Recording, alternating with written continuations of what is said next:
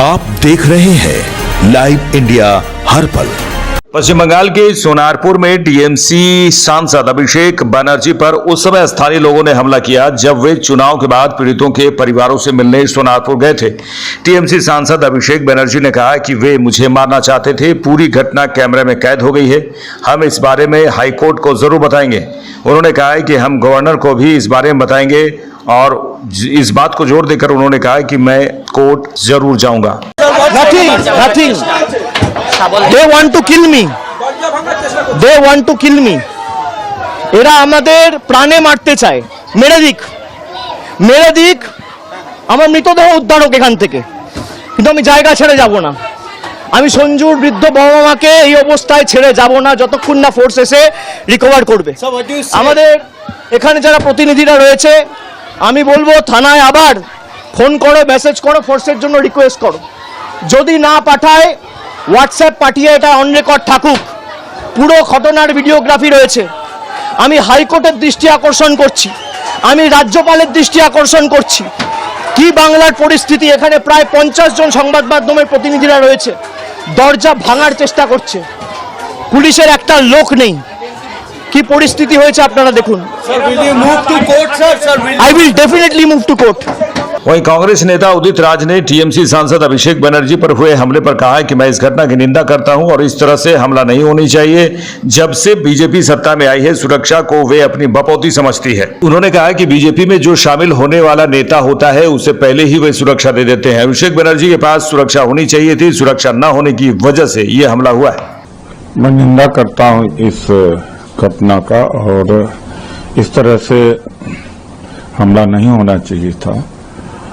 Bharatiya Janata party जब से सत्ता में आई है और सिक्योरिटी तो अपनी बपौती समझती है।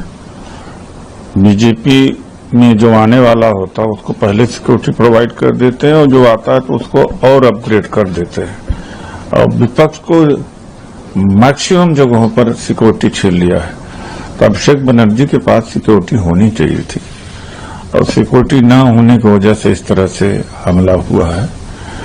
और या तो सरकार ने उकसाया हुआ हो या जो भी स्थिति हो, लेकिन भाजपाई नेताओं के साथ ऐसा क्यों नहीं होता।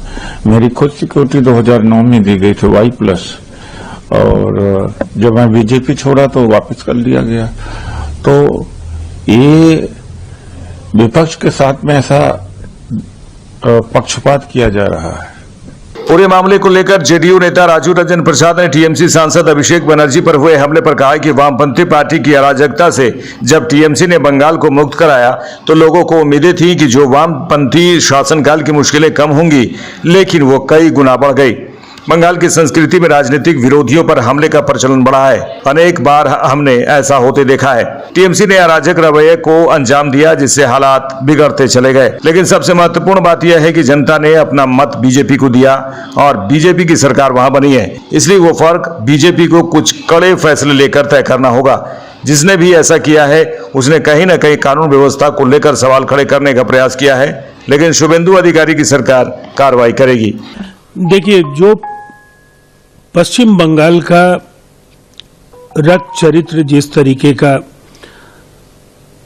लगभग 4 दशकों का जो शासन है, पहले वामपंथी पार्टियों ने जिस कदर कोहराम मचाया और टीएमसी के वामपंथी पार्टियों की अराजकता से टीएमसी ने पश्चिम बंगाल को जब मुक्त कराया तो लोगों की उम्मीदें थी कि जो वामपंथी शासनकाल की जो मुश्किलें थी वो कम होंगी, लेकिन वो कई गुना बढ़ी। और ये बंगाल की संस्कृति में राजनीतिक विरोधियों पर हमले का जिस तरह से एक प्रचलन बढ़ा, अनेक अवसरों पर हम लोगों ने विजुअल देखे हैं कि वो जिस तरह से भारतीय जनता पार्टी के उम्मीदवारों के खिलाफ या कई स्थानों पर कांग्रेस के उम्मीदवारों के खिलाफ टीएमसी ने अराजक रवैये का अख्तियार किया, अराजक रवैये को अंजाम दिया। कमोबेश उससे हालात बिगड़ते चले गए।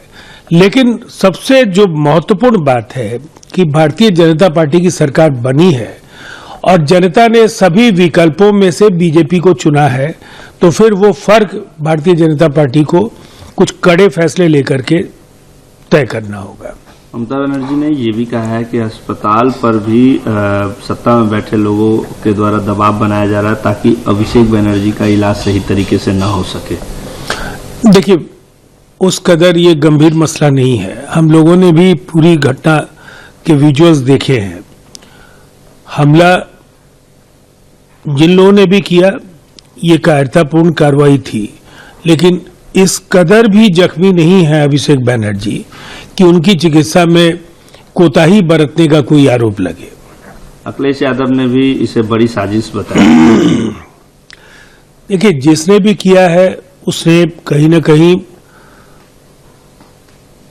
कानून व्यवस्था को लेकर के कुछ सवाल खड़े करने की कोशिश की है, लेकिन शुभेंदु अधिकारी जी की सरकार कार्रवाई करेगी और ये बिल्कुल ही स्पष्ट तौर पर तय है कि ये टीएमसी की सरकार नहीं है।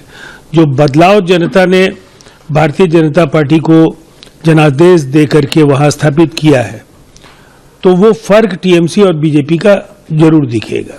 बीजेपी सांसद सौमित्र खान ने टीएमसी सांसद अभिषेक बनर्जी पर हुए हमले पर कहा है कि उन्होंने जनता पर जो अत्याचार किए हैं उसे लेकर जनता के अंदर रोष था और यह उसी का परिणाम है। अभिषेक बनर्जी को अब रास्ते में उतरकर राजनीति करनी ही पड़ेगी। उन्हें ऐसा करने दीजिए, वे राजनीति करेंगे तो हम भी उसका स्वागत करेंगे।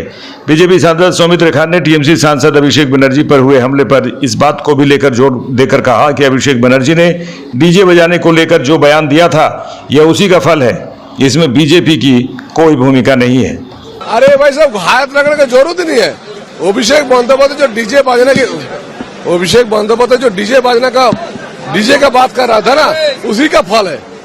सोनारपुर में डीजे बजाने का फल है, इसमें कोई बीजेपी का रोल नहीं है।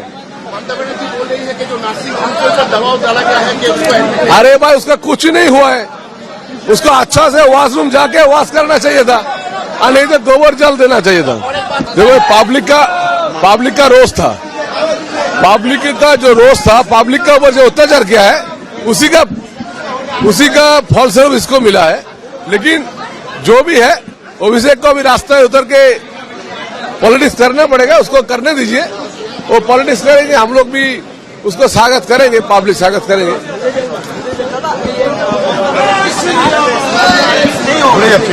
एक्चुअली कुछ हुआ ही नहीं।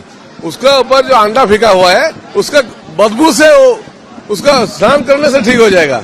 इसके लिए कुछ जरूरत नहीं हॉस्पिटल जाने का।